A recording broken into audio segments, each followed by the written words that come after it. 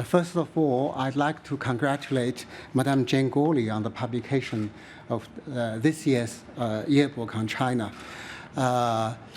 It's quite a thick book, and my colleague and I share the burden of reading it. I must say I can't agree with all the arguments and all the analysis in the book by different commentators and researchers.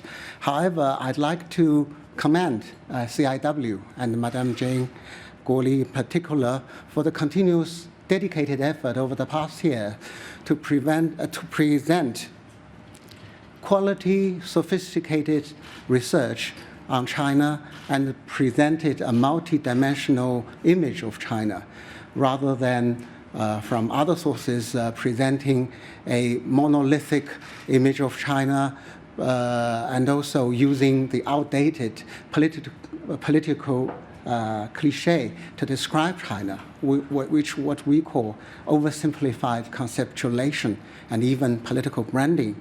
I think it is of particular importance at this moment to have a truthful, objective, and sophisticated understanding of China for Australia as a country and for the Australians as a people. Not only because over the years we have such strong connections across the board, and China is now the #1 trading partner with Australia, but also because in face of the COVID-19 challenge, you call crisis, I think China represents the positive force, the positive momentum, because China adhere to science, adhere to radical thinking and practice, to building social solidarity domestically, and resorting to international collaboration.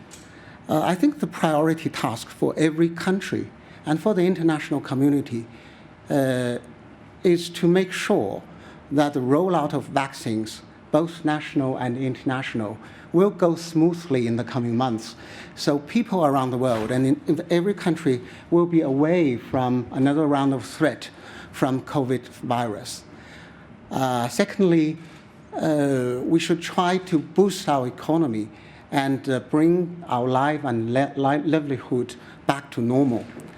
I think both China and Australia have done a good job in containing the spread of COVID epidemic and in promoting economic recovery.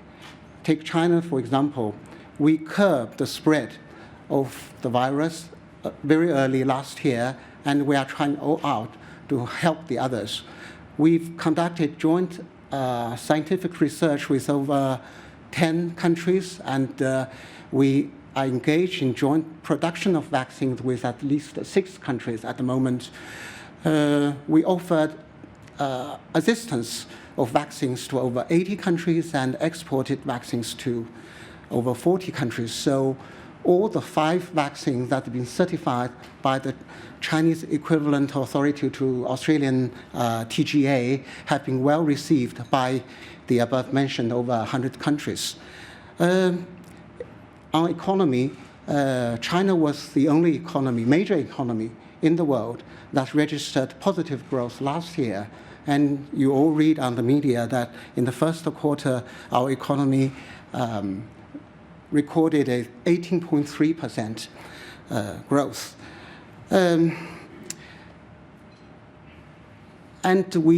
this year is the 50th anniversary of Mr. Gough Whitlam's historical visit to China. And I think in the previous half century, in most of the time, China and Australia benefited from a growing relationship, strong political interlocution, and a thriving economic partnership. There were ups and downs, and there were issues. And if handled properly, this upticking trajectory of our relationship will serve the interest of both peoples and the people of Asia Pacific. Nevertheless, we hope that Jane mentioned last year was the year of rat, and we know this year, according to Chinese lunar calendar, the year of ox. Ox, in our tradition, represent strength, resilience, and perseverance.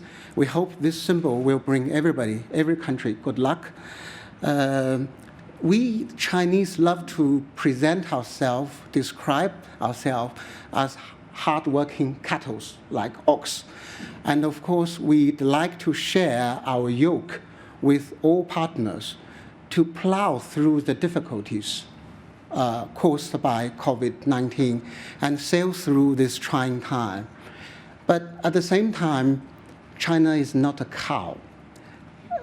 I don't think anybody should fancy the idea to milk China when she's in the prime and plot to slaughter it in the end. So we are open for collaboration and cooperation, but we'll be very strong in defending our national interest.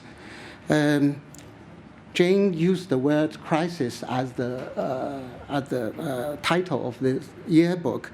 So I can't remember, but Winston Churchill once said, "Never let a good crisis go to waste."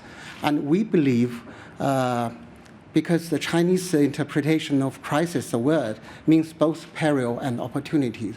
And we believe there will always be a nirvana after major crisis, and we hope to see a nirvana of the global economy, of people's welfare, and also of our relationship. So that's it. So we look forward. Yeah. I'm a big fan of opera, so I remember when Brunhild jumped into the pyre that incinerated Siegfried, their love and their relationship were elevated to a new level. So don't be afraid of the fire and cauldron. We will handle it well. If we could handle that well, we will elevate everything to another level. Thank you very much.